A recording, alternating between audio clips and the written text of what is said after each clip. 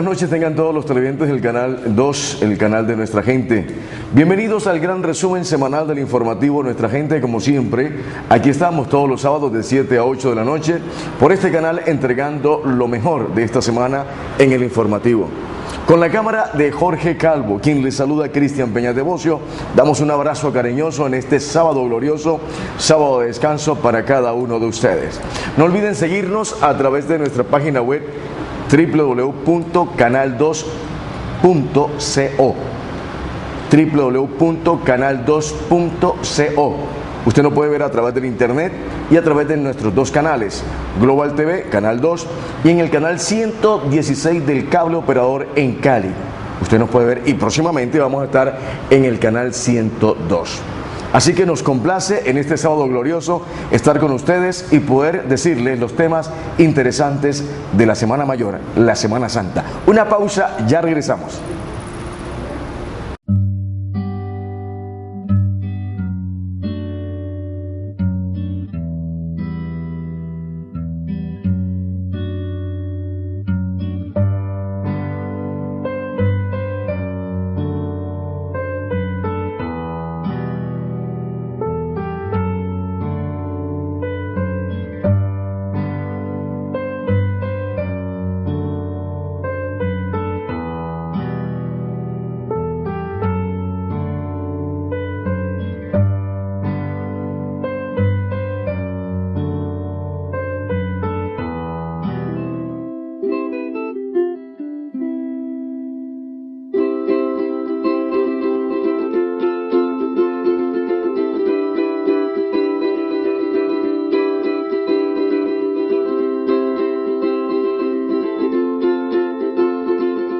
¿Ya vamos para el aeropuerto? Sí, mamá, con todo. Papá, nos vamos a estrellar. ¿En los pandebonos? Ah, sí, aquí te los tengo.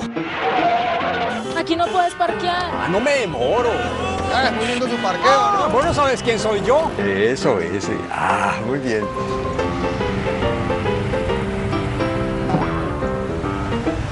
No me digas más. ¿Todo por los antojos de su abuela? No, por parquearte mal. Me va a dejar el avión. ¡Taxi! ¡Taxi!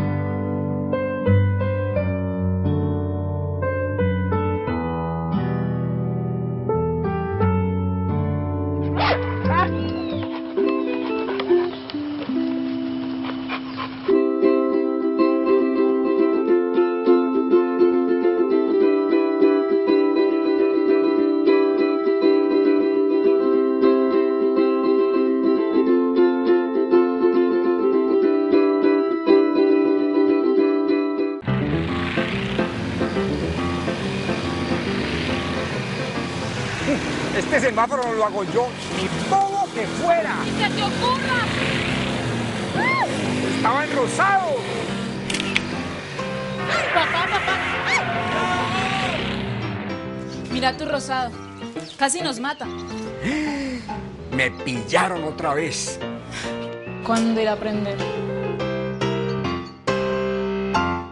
Muy bien, después de esta pausa vamos a comenzar lo que fueron estos 2 días, el martes y miércoles, donde se realizó el informativo de Nuestra Gente.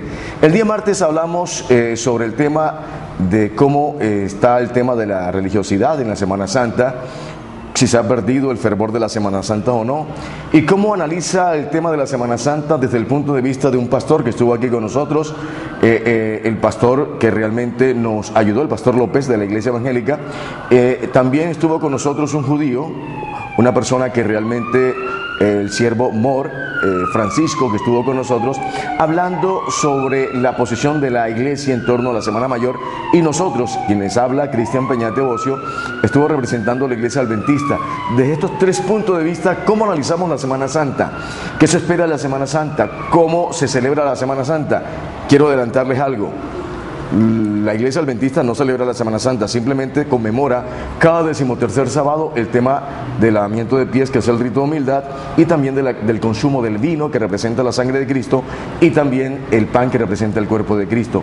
Y cada uno de ellos, el pastor evangélico y el representante de la iglesia judía, daban sus argumentos sólidos, porque quien creó el tema de la Semana Santa, el tema de la Semana Mayor, fue Gregoriano en el año de 1562, cuando realmente se conmemoró la primera Semana Santa y donde se argumentó de que todas las iglesias debieran celebrar la Semana Santa.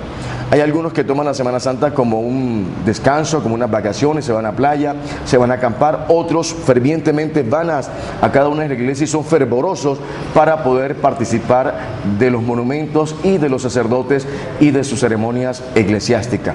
Por eso el llamado es que ustedes miren este resumen del día miércoles, analicen y saquen sus propias conclusiones. Veamos el resumen del día miércoles, el tema de la Semana Santa desde el punto de vista de algunas religiones. Esta semana es una semana importante, estamos en el mes de Abib, en el comienzo, dice Shemot en hebreo, en español Éxodo capítulo 12, del verso 1 al verso 2, dice que este mes será la cabeza de los meses del año. Cuando comenzamos este mes, el mes es el mes de Abib, dice Éxodo capítulo 13, verso 4, tenemos unas condiciones importantes. Y Yahweh, el bendito, nos ha buscado a nosotros, dice Éxodo capítulo 3, verso 18, nos ha encontrado y nos quiere sacar de la tierra de Egipto. Ha escogido para sacarnos, ha escogido un hombre que se llama Moshe, nos entrega todas las condiciones importantes, dice Éxodo capítulo 14, verso 13, dice, verán la salvación del Creador. Salvación en hebreos es Shua, y del bendito es Yahshua. Ahí cogemos el nombre de la parte corpórea del Creador, que es Yahshua, que es el Redentor, el que va a salvar al pueblo de Israel. Lo saca el día 14 del mes de Abib, porque el día 10 del mes de Abib se escoge el Cordero. El Adón Mashiach nace en Betlehem, Belém. Bet es casa, Lehem es la casa del pan, donde preparan los mejores corderos para la fiesta de Pesach, lo que es Pascua. El 14 del mes de Abib cae el miércoles de esta semana, que es 27, dice Génesis capítulo 1, desde el verso 5, dice que fue la tarde y la mañana un día, entonces el comienzo del día comienza apenas cae el sol, que es a las 6 de la tarde. Lo que significaría, si le voy entendiendo, que la celebración que ustedes hacen tiene muy poco que ver con la celebración católica.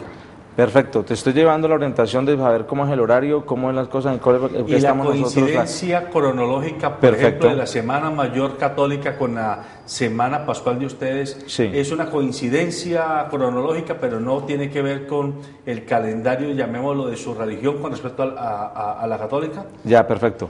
No es que sea el calendario de la religión, sino es el calendario que está establecido en la Torá, el que está establecido en cualquiera de las Biblias que usted pueda tener, Casidoro de Reina, Cipriano de Valera, Nata Colunga, La Pechita, La Losito, la Latinoamericana, Dios habla hoy. Génesis capítulo 1 nos está hablando a nosotros de todo lo que es un calendario especial para enmarcar toda una vida espiritual dentro del marco que tiene la creación. En el mes de Abib es la salida del pueblo de Israel de la tierra de Egipto, de Mizraim. Perfecto. Cae o coincide con esta festividad porque en la Semana Mayor, porque es el primer mes de los meses del año, como dice Éxodo capítulo 12. Cuando, digamos, el catolicismo, el cristianismo, estamos en la misma semana, perfecto, es por una cosa importante. Dice Hebreos capítulo 11, desde el 14 en adelante hasta el 16, dice, porque si buscarían una ciudadanía sabrían de dónde han salido. Todas las religiones salen del pueblo de Israel. Dice Génesis, Bereshit, Génesis capítulo 11, dice que en todo el mundo se hablaba un solo lenguaje, había una sola lengua. Todos fueron constituidos, fueron formados, fueron hechos en un solo lenguaje, que es la palabra del bendito. Eso va marcando y encerrando una condición especial dentro de cada uno de los Benei del pueblo de Israel, de los hijos. Para cerrar este primer ciclo de preguntas a usted, siervo Francisco, permítame, le hago otra pregunta. Sí, entonces significa que ustedes, digámoslo, toda su plegaria o su oración gira en torno a Yahvé, como su reconocimiento a Yahvé, y no su reconocimiento a Jesús. Listo. Yahvé es el nombre del bendito y Yahshua es el nombre del Mashiach. Por eso Shua es salvación y Yah, que es por eso lo puse en Éxodo capítulo 14, el verso 13, dice, y verán la salvación que hace Yahweh, Yahvé, a todo el pueblo. La salvación es Shua. ¿Quién lo va a hacer? Yah, que es la condición del nombre. Por eso el Teilín en el Salmo 150 dice, aleluya, alaben a Yah. Entonces la salvación, la redención que tiene el pueblo de Israel en ese estado. Es del 10 se escoge el Cordero, se inscribe quiénes son los que van a salvarse, quiénes son los que van a poder participar del Cordero, van a presentarse los dinteles y los dos postes, las gambas de las casas del pueblo de Israel. Él va a pasar matando a todo primogénito de la tierra de Egipto y va en las casas donde vea la sangre, va a pasar por encima, Passover es pasar por encima, sobre cada una de las casas, en la salvación que va a estar de cada uno de ellos. Muy bien.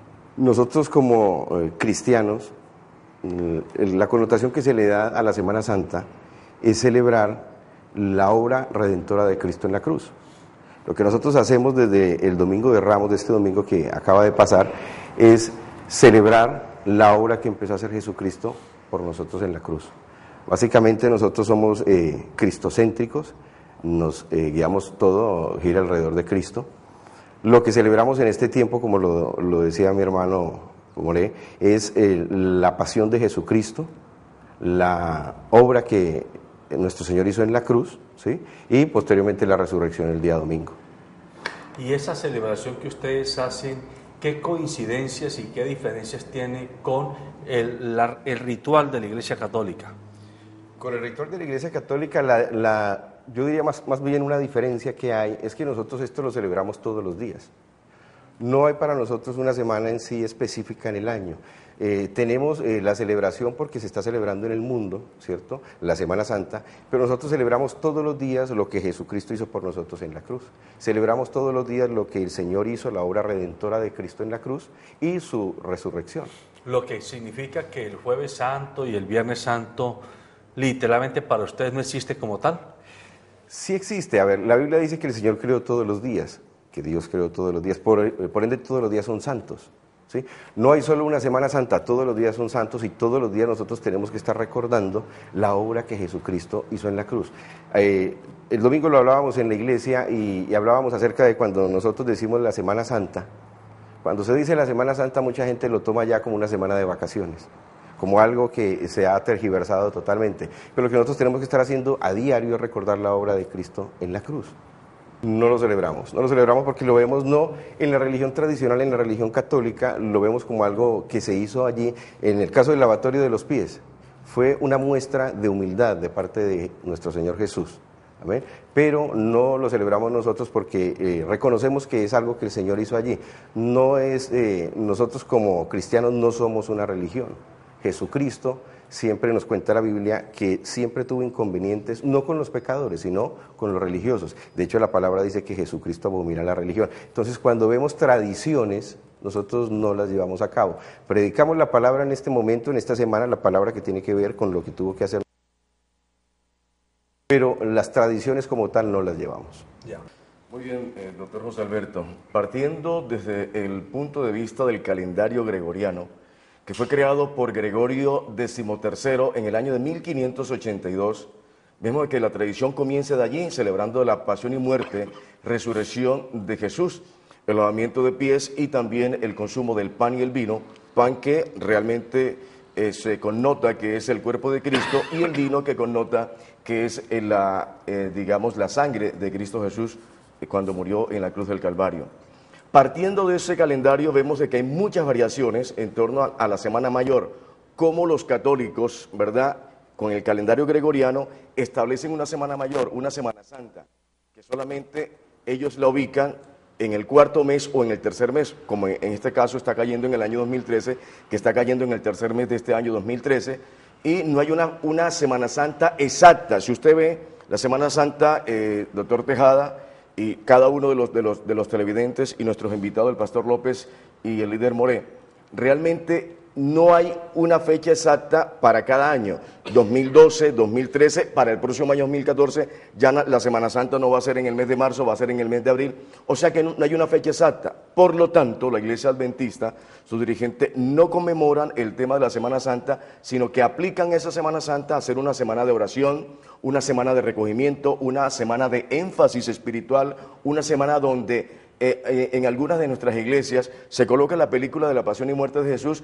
precisamente para recordar, pero no conmemorar lo que están haciendo los católicos. Sí, dice en Apocalipsis, en Revelaciones, Apocalipsis capítulo 13, verso 8, dice que adoraron a la bestia todos aquellos quienes sus nombres no estaban inscritos en el libro de la vida del Cordero que fue inmolado antes de la creación.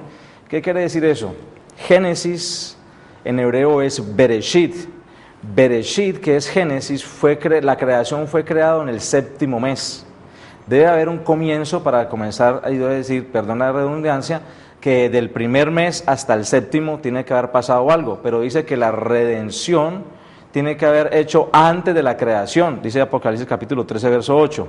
Quiere decir que antes de haber creado todo lo cuanto existe, hubo una redención. Hubo el Adón Mashiach, al que llaman ustedes Jesús, que es Yahshua, pero que en las condiciones son totalmente diferentes, da la condición de poder tomar las condiciones especiales de la salvación para poder crear de ahí en Génesis capítulo 1, en el Pasud, en el verso 31, de derecha a izquierda en hebreo, por cada 7 letras, me encuentro con la letra de Israel. ¿A quién hizo en el sexto día? Hizo a Israel, al pueblo de Israel, su amada, la que va a escoger, la que va a redimir.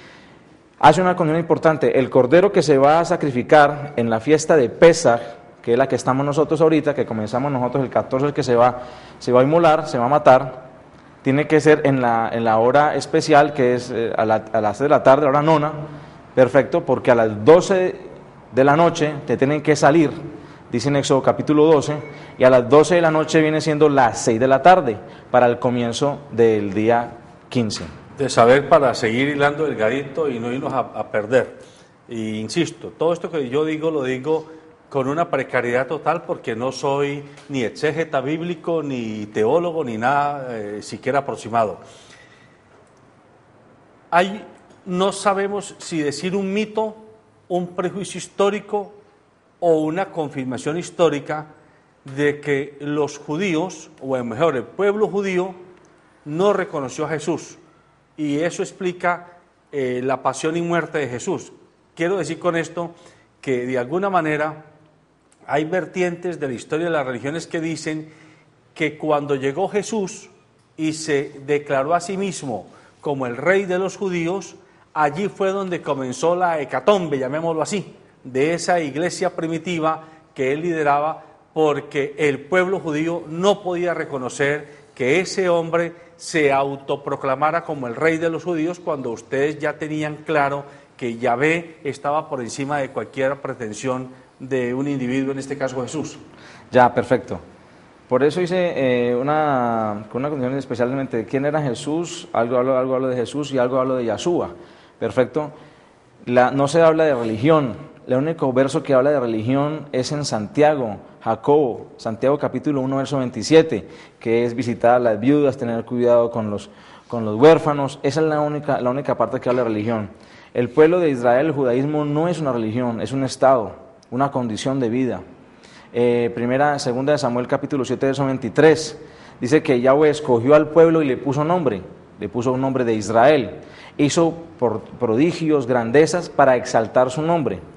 Dice en Números capítulo 6, verso 27, dice que así pondrán mi nombre sobre los Bené de Israel y yo ya los bendeciré. Cuando todas estas condiciones están mostrando algo especial, nos está diciendo un origen de donde salen las demás fuentes, donde salen los demás grupos religiosos que salen del pueblo de Israel. Hay 10 tribus dispersas por el mundo entero. Esa es la diáspora judía.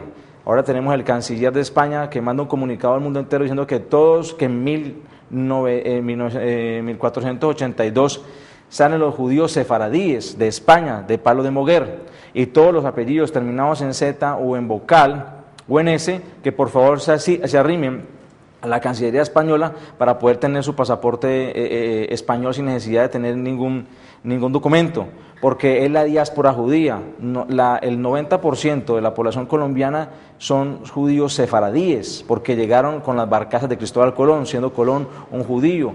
Entonces todas estas condiciones van mostrando y van volteando que el pueblo de Israel es el que está disperso, el que está llamándose para volver a reunir. Las religiones las instituyeron, las formalizaron, las crearon, fueron los hombres, poniéndole dogmas, preceptos y ordenanzas para crear unas condiciones especiales dentro de ello. Francisco está diciendo que a los judíos no se les puede decir que ellos tienen una religión. Él está diciendo, somos un estado de vida, una situación de vida, una opción, una manera de pararnos frente al mundo en el que vivimos. Pero usted sí hace parte de una iglesia y como tal profesa una religión, es decir, una fe determinada que proclama y mediante la cual usted induce a que lleguen adeptos, a que lleguen creyentes, a conformar, digámoslo, ese grupo de fieles que congregan su iglesia. ¿Así es? Así es. La diferencia aquí, doctor José, es que nosotros como religión no somos religión, somos un estilo de vida, ¿sí?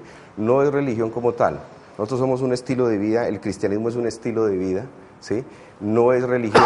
Nosotros sí, nuestra fe se basa, ¿sí?, en Jesucristo, nuestra fe se basa en la resurrección de nuestro Señor, ¿sí?, y en la promesa que hay para el pueblo, de que el Señor regresa por su pueblo.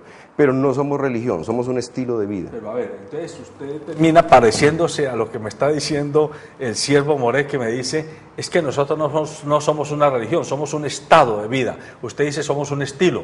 Explíquenos de cara a los televidentes cuál es esa diferencia entonces.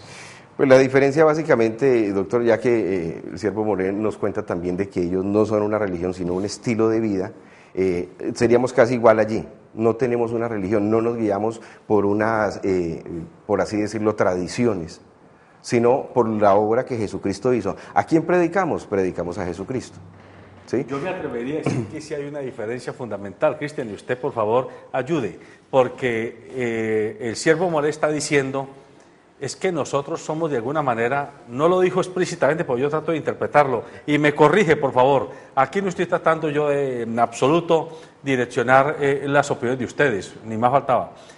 Lo que se concluye de sus frases es que los judíos sí se consideran, se sienten y se afirman como el pueblo elegido de Yahvé, y como tal, así actúan frente a la historia de la humanidad.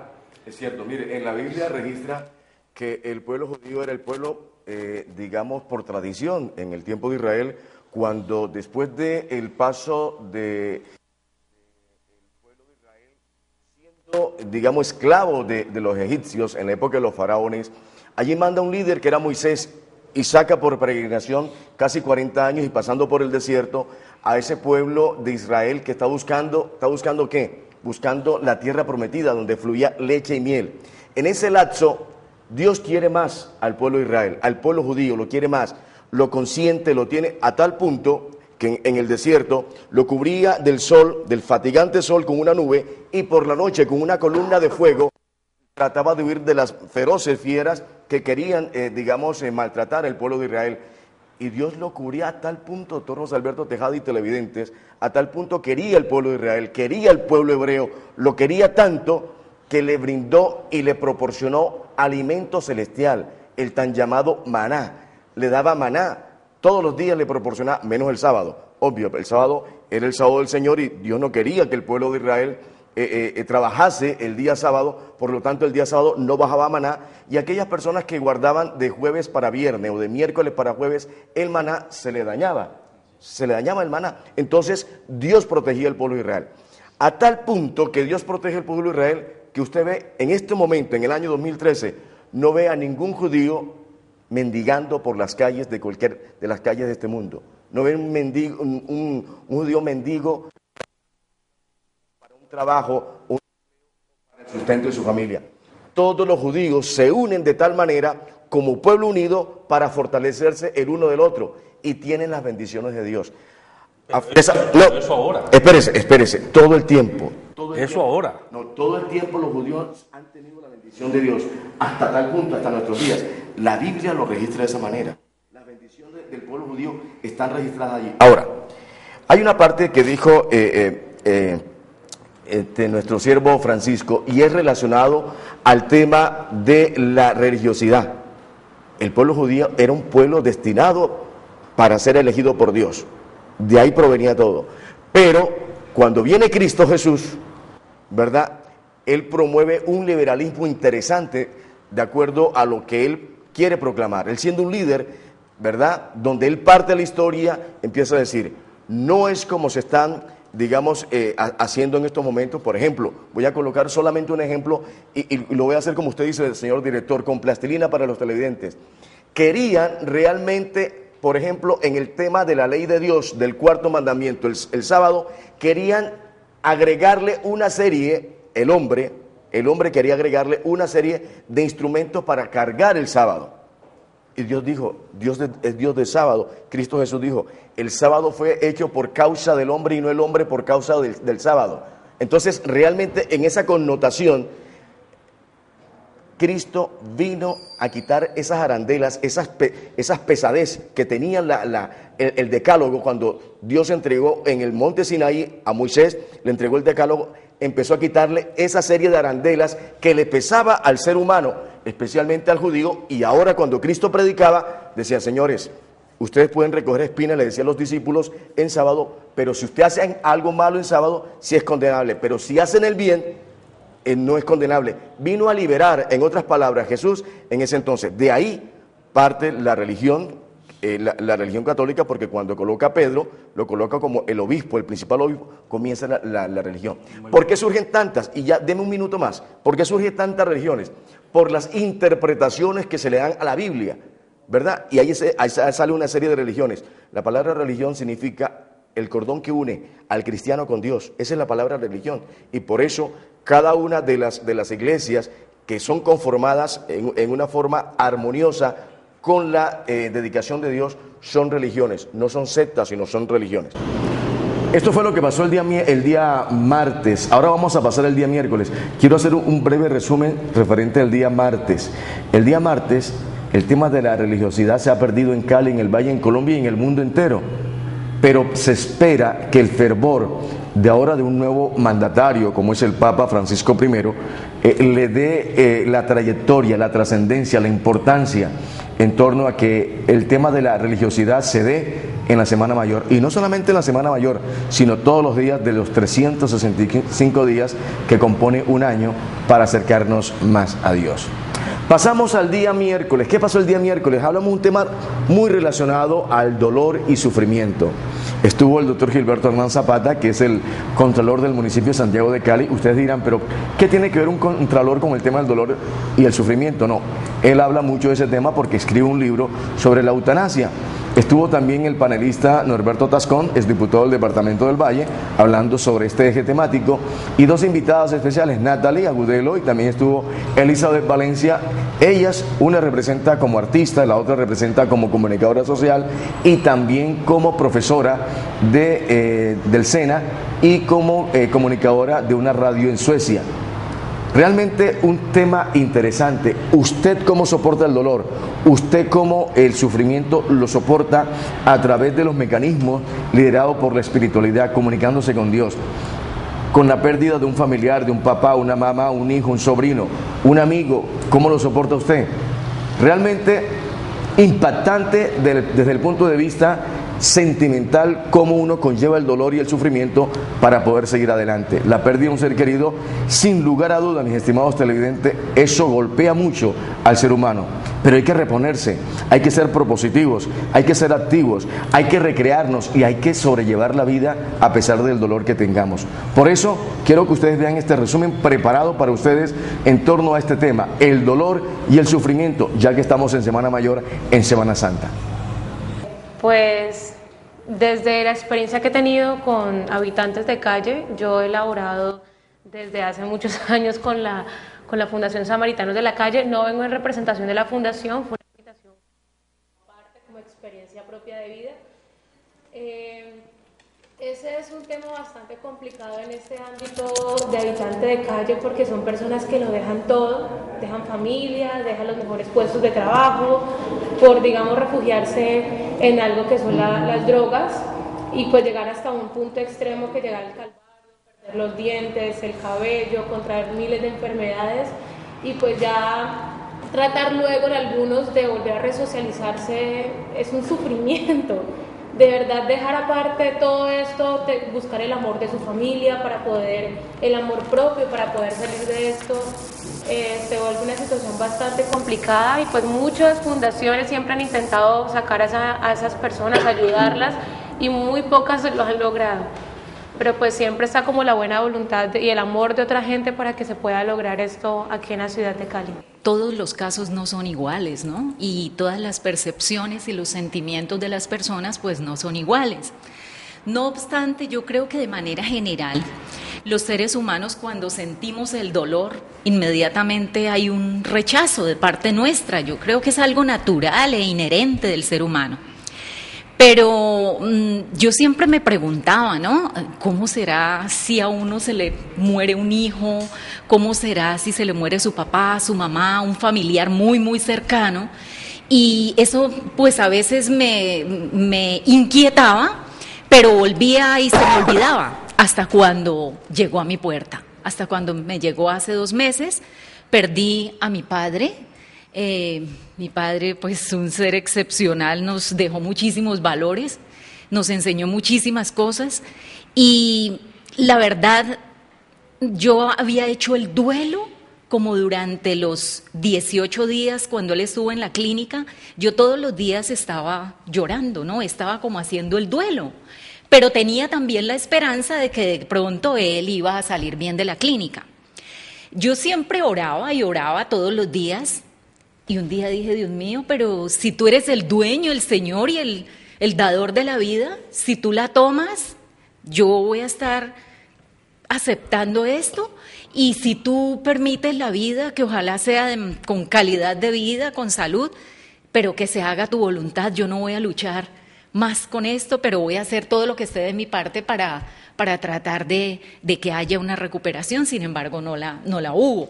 De manera que cuando él fallece, pues yo estoy muy fortalecida, estoy muy contenta, muy refugiada en unas palabras que leo siempre de las Sagradas Escrituras, que se encuentran en Primera de Tesalonicenses capítulo 4 del versículo 13 al 17, que dice que habrá una resurrección. Y yo me acojo a esa resurrección y yo digo, bueno, habrá una resurrección, yo creo en esa resurrección, tengo fe en que eso va a ser una realidad y no simplemente una ciencia ficción, de manera que eso me ha dado mucha fuerza, mucho valor y mucho ánimo para seguir adelante, porque espero en un tiempo, quizás corto, quizás largo, yo no sé cuánto, poderme encontrar nuevamente con él. Mientras tanto le digo, descansa en paz, ¿no?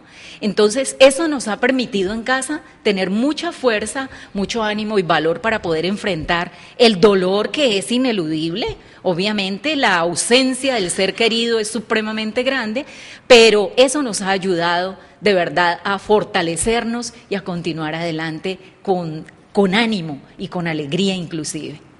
Al analizar el tema de la eutanasia hay que ilustrar a los televidentes y en este panel el contexto. No solamente hablar de la eutanasia en términos rápidos, si soy partidario de la eutanasia, sino hablar justamente del protagonista que es el hombre. El ser humano, hombre y mujer, desde el punto de vista genérico, es el único que va a saber que hay eutanasia si existe la posibilidad.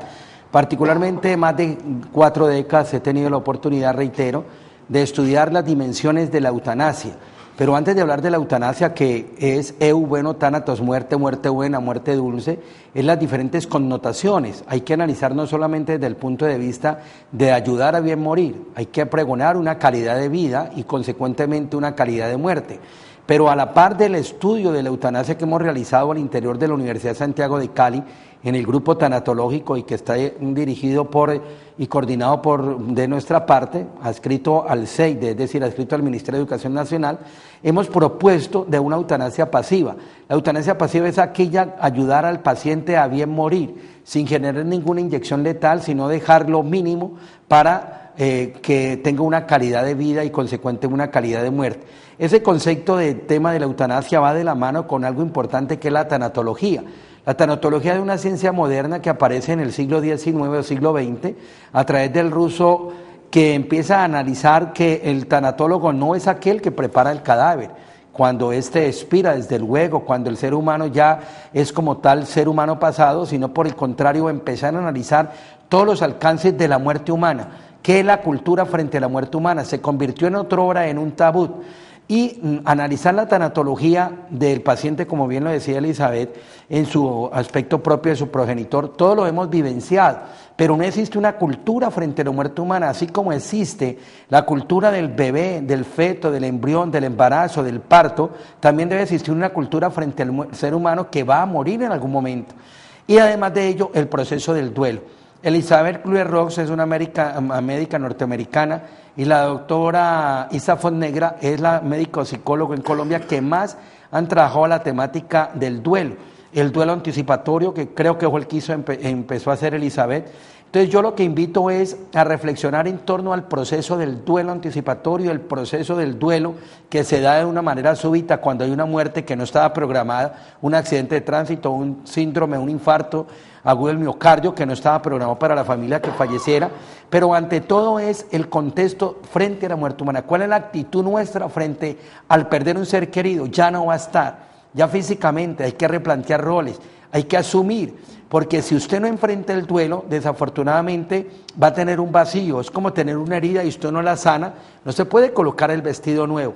Entonces esa cultura es la que estamos pregonando, mi querido José Alberto, ante propios extraños de la eutanasia. Podemos hablar de la eutanasia más adelante desde el punto de vista legislativo, pero lo que pregonamos los estudios en el tema es tener calidad de vida y consecuentemente tener calidad de muerte. Este tema de la eutanasia, en alguna ocasión, precisamente en un buen conversatorio sobre este tema, llegamos a casi que comparar si realmente vida es sencillamente tener un cuerpo allí expósito o si vida es poder gozar de ese estado natural con el que los seres humanos disfrutamos nuestra estadía en la tierra.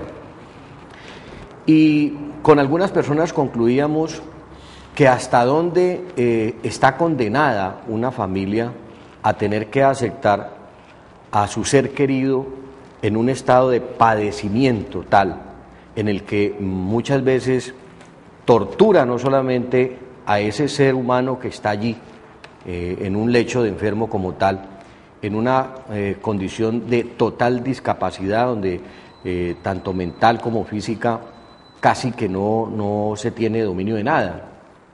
Y la norma nos lleva, y casi que la Iglesia, no aceptando esto como una razón simplemente de que la debemos aceptar porque ese es un mandato, tenemos que optar porque aceptemos a ese ser querido en todo su sufrimiento.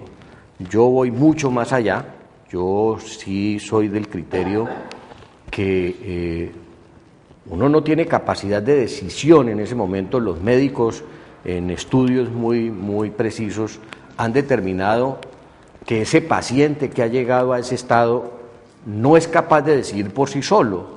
Primero porque muchas veces su muerte cerebral casi que desencadena otro tipo de cosas, y vienen entonces interrogantes mucho más precisos, que son los que la Iglesia comienza a profundizar. Si es que el alma que aparece en ese momento y que es como el punto intermedio entre unos y otros, es la razón de ser para que esa familia y ese cuerpo esté allí padeciendo. Y se habla que en los cánones religiosos que el alma es lo último que abandona el cuerpo, como si esto fuera una parte de él y que necesariamente se requiere que haya una parálisis total de las funciones fisiológicas de ese organismo. Situaciones que yo diría son un verdadero galimatías, doctor Gilberto, cuando uno se mete en este tema y encontrará, pues lógicamente, preceptos religiosos y encontrará también los de aquellos que no, que determinan que desde el punto científico un ser humano que se desconecta cerebralmente, pues sencillamente tiene unas funciones casi que de inercia y se sostendrá en ellas hasta el momento en que ese cerebro no manda más órdenes para que las diferentes partes de su organismo comiencen a operar. Pero también escucha uno en muchos criterios médicos que cada órgano tiene una función tan precisa en el organismo que todos a su vez son el gran componente de vida. Entonces, la gran pregunta que se queda en todo esto es, ¿hasta dónde usted cercena esa condición de vida? ¿Quién es el que decide? Y entonces la Corte Constitucional decía, se debe decidir sobre la vida, es por cuenta del paciente que está allí. Pero una persona, por ejemplo, como lo decía el doctor Gilberto, que sufre un accidente de tránsito y queda, como comúnmente llamamos, en muerte cerebral. Esa persona, ¿qué capacidad tiene de decisión? Si la decisión arranca de la capacidad consciente del ser humano para tomar decisiones. Entonces, ¿debió haberlo hecho antes? Bueno, ya esos son precisiones que realmente se vuelven más cánones de conducta humana que de decisiones reales. Pero el ser humano, los que hemos tenido la oportunidad de vivir ese flagelo, por decir, de la muerte, cuando tenemos un ser querido allí, expósito, yo tuve la oportunidad con un tío que tuvo un cáncer que fue severo y lo mantuvo casi por 2-3 meses postrado en la cama, donde esa persona no sabía de qué estaba a su alrededor. Y lo decía usted ahora, doctor Gilberto, solo él, porque eso es como un estado que no hemos podido nosotros meternos. No conozco ningún científico que haya dicho yo me he podido meter en el cerebro, en la mente de ese enfermo que no toma decisiones, que no hace ninguna señal para algo, y saber qué está pasando allá adentro. Entonces es un estado en el que yo diría hay un vacío, un bache, para decir, hombre, la eutanasia es buena, la eutanasia es mala, o tenemos que aceptar, o la Iglesia tendrá que aceptar esto o aquello. Pero en ese sentido, a mí me parece particularmente, porque uno de los grandes revolcones de la Iglesia está precisamente allí.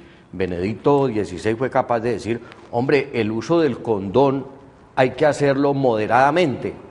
Yo creo que ya la Iglesia ha comenzado también a entrar en un estado de modernización en la que hay que aceptar la ciencia, hay que aceptar la tecnología, hay que aceptar que el mundo está cambiando y está evolucionando.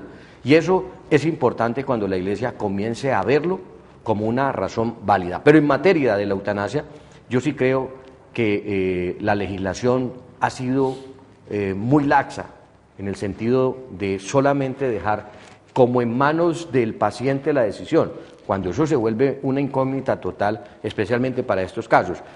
Habremos algunas personas que decimos, hombre, firmamos anticipadamente en nuestro estado consciente que en el momento en que yo caiga en un estado de esos, acepto que me desconecte. Bueno, pero yo quiero introducir otra ventana a este panorama que es muy complicado. Cuando en una familia resulta que tenemos un ser, por ejemplo, drogadicto, o un ser que está metido en líos criminales, muchas veces al interior de la familia, las personas que están más cercanamente afectadas, lo primero que hacen es casi que culpabilizarse a sí mismas por ese drogadicto o por ese criminal familiar que tienen en su entorno, y casi que de entrada están admitiendo que es un castigo divino. En otro estadio, frente a una muerte, o mejor, un proceso de enfermedad severa que desencadena o no en la muerte de ese ser querido, también ocurre la autoflagelación moral, la autoflagelación espiritual de esos dolientes que están en el entorno. Esto, ¿cómo lo interpretan ustedes? ¿Es parte de una especie de manipulación ideológica que la fe religiosa ha entronizado en nuestras conciencias, o es porque allá inmanentemente en el ser humano hay algo que dice que hay una fuerza divina, que hay una fuerza superior, supra, que de alguna manera condiciona las calidades o no calidades de nuestra vida con nuestros seres queridos? ¿Quién quiere decir? Pero yo le digo una cosa, José Alberto, a mí me parece que eutanasia hay en este país por cantidades. El suicidio es una eutanasia. El tipo que toma la decisión de pegarse un balazo, de colgarse de una soga, de tirarse de un edificio, a mí me parece que eso es un tipo de eutanasia. No sé, doctor Gilberto, ¿a usted cómo le parece? El homicidio-suicidio que hablaba Ferri es justo, es la autoeliminación, es quitarse la muerte. Obviamente Ferri lo consideraba a nivel jurídico penal como un homicidio-suicidio, pero el que suicida es realmente una persona que se elimina y es acabar su vida, y es justamente un tipo de eutanasia que la tiene el derecho penal. Pero José Alberto, ya con ustedes el tema del drogadicto, de aquella persona que es potencialmente un delincuente, y de los que cuidan a los pacientes, podemos hablar del síndrome del cuidador. Y es importante que lo ilustremos. Por ejemplo, Elizabeth hizo comentario ahora, y Natalia, frente a las personas que de una otra manera tenemos la labor pastoral, la labor misional, la labor humana de cuidarlos, no solamente para aquellas personas que están al margen de la ley, sino que están dentro de una situación patológica de enfermedad propiamente dicha, específica, es la familia. En la familia se presenta algo importante y es los celos, los choques. Nadie quiere pelear con el ser querido, no el paciente terminal, sino con la mami o papi y los hermanos, pero infortunadamente por problemas de orden psicológico se revienta, hay tensión familiar y siempre se le inculpa al que cuida al paciente. Esa persona se ha trasnochado 12, 24, 36 horas, todos están trabajando, hay una situación en que esa persona no se piensa que tiene que descansar y no hay quien reemplace. La enfermera es profesional, pero no es la familiar del paciente. Entonces aparece lo que usted decía, el síndrome del cuidador. A esa persona, cuando ya fallece el ser querido, ya lo dejamos en un cementerio, hay que apoyarla también, porque todo el mundo piensa, la hermana soltera, la persona separada, el hijo soltero, fue el que cuidó a papi o a mami o al hijo, pero no se piensa en eso. Entonces lo que hay que hacer es una labor integral de toda la familia y tener un apoyo interdisciplinario, porque no solamente hay que pensar frente al enfermo terminal, sino frente a los seres queridos que están alrededor. No solamente el que está padeciendo la enfermedad terminal que va a morir, sino aquel papi, mami, hermanos que se quedan porque no tenemos una voz de consuelo, una luz espiritual en ese momento. Justamente, doctor, eso es lo que en nuestra casa hemos estado haciendo durante estos 2 meses, ¿no? No ha sido nada fácil, pero hemos logrado avanzar bastante en el proceso del duelo, porque es que el duelo necesariamente hay que hacerlo. Si nosotros nos saltamos ese proceso tan importante que es como lo que va a permitir que vaya curando, que vaya como secando y sanando esa herida tan grande que se ha hecho, si nosotros no lo hacemos, pues posteriormente vamos a tener muchísimos problemas, pues de carácter no solo emocional, sino que también eso nos va a afectar en nuestras funciones corporales. En la casa hemos estado haciendo el duelo juntos, hemos estado acompañándonos, conversando mucho sobre eso y pude notar que especialmente mi hermano menor decía, si yo hubiera hecho esto, quizás papá tal cosa. Si yo hubiera hecho esto, yo por qué no hice, yo por qué no dije, yo por qué no decidí, yo por qué... Sí, entonces comienzan como toda esa cantidad de interrogantes porque de una u otra forma creemos que como la vida es de nosotros en este momento, entonces somos los dueños totales de la vida. Y resulta que llega un momento que aunque a mi papá no le dolía absolutamente nada, hasta el día de su muerte no le dolía nada, dice, no, yo no quiero que me chusen más, yo no quiero que me pongan más agujas, yo no quiero que busquen más, yo no quiero nada, déjenme tranquilo, déjenme que si yo me voy tranquilo, no se preocupen por eso. Entonces yo creo que escuchar al paciente cuando es posible escucharlo, cuando él todavía está en su estado consciente, que nos permite conversar con él, que permite tomar decisiones, yo creo que es muy sabio escuchar a la persona y también pues darle como cierta complacencia en lo que la persona está pidiendo. Personalmente nos reunimos los 4 hermanos y mi mamá y dijimos, mami, mira, si a mi papá dicen que hay que entubarlo, la verdad, yo no estoy de acuerdo que lo entuben. Mi hermana, quien es enfermera, dijo lo mismo, mi otro hermano es administrador, pero igual dijo lo mismo, mi hermano menor también, estuvimos de acuerdo, ¿no? De verdad, sería como personalmente, ¿no?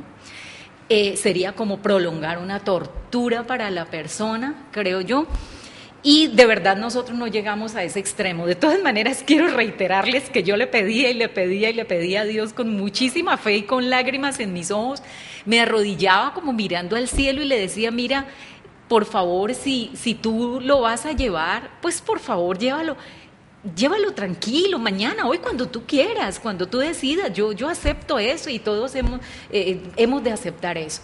Yo creo que tarde o temprano todos los seres humanos, sin excepción, tenemos que enfrentarnos ante la situación inexorable de la muerte. Y no es nada fácil. Natalie, que es la más jovencita del grupo que estamos aquí conversando, ¿cuál es como esa mirada que usted tiene frente a esos hechos terminales que condicionan la conducta humana? Pues mi opinión es bastante neutral. Según la Constitución Política, pues el primer artículo, que también habla del derecho a la vida, del derecho a la dignidad, pues me ha gustado mucho estudiarlo, pues no solamente referente a estos casos, sino el referente a la violencia que comúnmente padecemos en Colombia, y que ese derecho se ha perdido cada vez más. Ese derecho a la dignidad y a la vida por parte de los grupos armados, por parte de las pandillas, de nosotros mismos al agredirnos continuamente, verbal y físicamente, me parece un asunto muy complicado, muy complicado, porque ya cada familia tiene sus propios creencias, y dependiendo de cada creencia también se van derivando los aspectos de salud de la persona, de que algunas personas, digamos, de algunas religiones no desean que les hagan transfusiones de sangre a sus familiares, y desde ahí siempre es complicado, porque pues por ahora ninguno de nosotros, que yo sepa, ha estado como en esa posición de estar postrados en una cama, de ser unos enfermos terminales, y nadie sabe de verdad, como usted mismo lo dijo, qué se siente estar en esa posición. Siempre uno lo ve como una mirada desde lejos, más no lo ha padecido como tal. Bueno. Y pues desde el punto de vista de que él hablaba del cuidador, en la parte de los habitantes de la calle también se ve mucho, porque está la culpabilidad de que la mamá alcahueta, el papá que se iba borrachín, entonces como que siempre está como que los roles de cada familia que en algún momento se sienten que no fueron cumplidos a cabalidad, y que por culpa de ellos es que su hijo ha llegado a la indigencia, empezó consumiendo, no sé, marihuana, y fue llegando hasta el punto de llegar a una calle. Entonces, desde la parte del teatro como tal, pues me he basado mucho en un autor que se llama Augusto Boal, que es un brasilero que habla sobre el teatro del oprimido, que habla sobre estas personas que son pues oprimidas socialmente, porque de cierta forma ellos empiezan a ser primero estigmatizados por su familia, porque no los quieren ver en la casa, porque se van a robar el teléfono, porque se van a robar, no sé, alguna cosa para poder consumir la droga, y se va ampliando el núcleo hasta llegar a ser oprimidos por toda una sociedad. Entonces es como volver a reconstruir todos esos canales desde la familia que los rechaza, y en Samaritano se me ha dado cuenta de gente que son de mucho dinero aquí en Cali o en el exterior, y que solamente pues le dicen, bueno, usted téngamelo allá metido y yo le paso un pago mensual, pero pues que no aparezca por la casa todo con el costalito ni nada del cuento, porque siempre es una represión social. O sea, una persona le da vergüenza tener un familiar, un hermano, un papá, un tío habitante de calle. Entonces ahí está lo del cuidador, de quién se hace responsable de esa persona, y empieza la parte de la culpa católica. Yo fui el culpable, yo me estigmatizo por haber hecho esto. Entonces creo que el fenómeno del culpable siempre aparece en todos los aspectos de nuestra vida, y más en situaciones extremas como son la eutanasia, enfermedades terminales y los problemas de ya una denigración humana como tal, que ya es llegar hasta la habitante de calle. Con oraciones, con ayunos, pasando lectura al Decálogo Universal, los 10 mandamientos de la ley de Dios, que si el hombre se pone en las manos todos nuestros problemas, nuestras enfermedades, nuestras necesidades, las ponemos en las manos de Dios, Dios todo lo puede, ¿no? Si nosotros depositamos en Él esa confianza, esa fe y esa esperanza, con Él todo lo podemos vencer. Fue muy duro, que fueron 7 años, de los cuales los últimos 4 años fueron ella en la cama, con todas las atenciones mías de mi parte. Desafortunadamente las EPS funcionan como les da la gana a ellos hacer y fue muy duro tener que sostenerle a ella, las enfermeras que me quitaban la EPS y que porque yo era el que tenía que atenderla de noche, una persona que sufría de diabetes, que tenía colostomía, que tenía sonda gástrica y que tenía cáncer en el colon, ¿sí? Entonces la verdad es que no es fácil, soportar esa parte. Había que sacar mucha fuerza para que ella no se diera cuenta de que no solamente sufría ella y no que sufría uno. Yo traté fue de complacerle a ella pues todas sus necesidades, a como diera lugar. Ella era empresaria, atendía su negocio desde la cama, pero la verdad es que por más que ella tratara de disimular y yo tratara de disimular, es casi imposible manejar esa situación en esa forma. A ver, ahí hay una confusión tremenda, ¿no? Porque yo tengo 4 hijos, tengo nietos, tengo nueras, pero cuando uno llega, es muy distinto la viudez de una persona en una etapa de su vida más joven, que en el caso mío, que ya soy un hombre ya de 71 años, entonces se da uno cuenta de que más duro que la muerte es una vejez, sin una proyección, sin una meta, sin dinero, porque en 7 años todo el dinero desaparece, pero eso es lo de menos, ¿no? Yo cuánto diera porque ella estuviera viva y poder conversar con ella, llegar uno a la casa y saber que tiene una persona que lo está esperando, tener un diálogo con ella, así esté sufriendo, pero es muy diferente.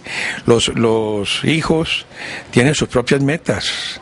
Ellos tienen sus proyectos, piensan en dónde van a estar ellos más adelante. Ya uno como que aterriza y dice, bueno, ¿qué fue lo que pasó aquí?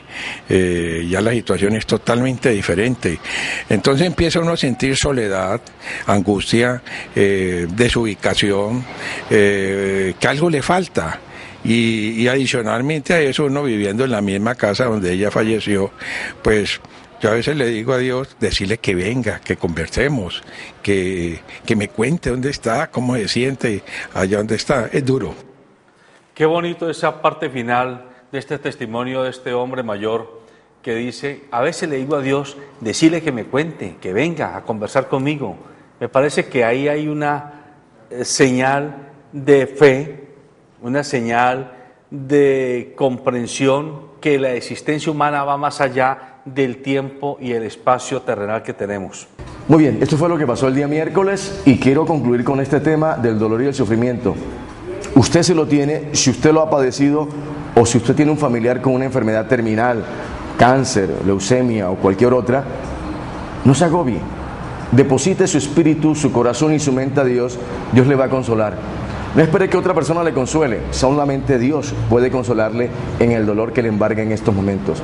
Solamente queremos decirle que en Dios depositamos nuestra confianza para solventar las vicisitudes y los inconvenientes que se nos presentan a diario. Muy bien, esos fueron los 2 temas de esta semana. El tema de la Semana Santa desde el punto de vista de 3 religiones, el tema del dolor y sufrimiento desde el punto de vista de algunos conceptos como el Contralor, como profesora del SENA, como artista, como panelista, como el doctor Tascón.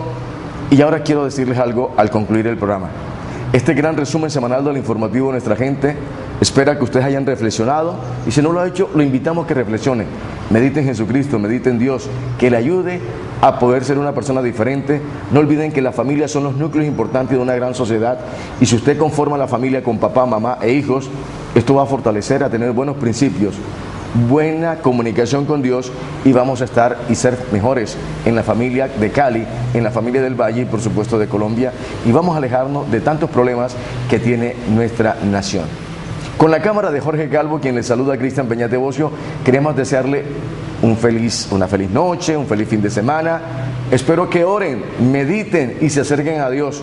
Hayan tomado esta Semana Santa de sosiego, de reflexión, para poder meditar en lo que Dios ha hecho por usted. Medite, yo qué he hecho en mi vida, hágalo y verá lo importante que es seguir hacia adelante. Que pasen un feliz fin de semana, Dios les bendiga, nos volveremos a ver dentro de 8 días. Chao.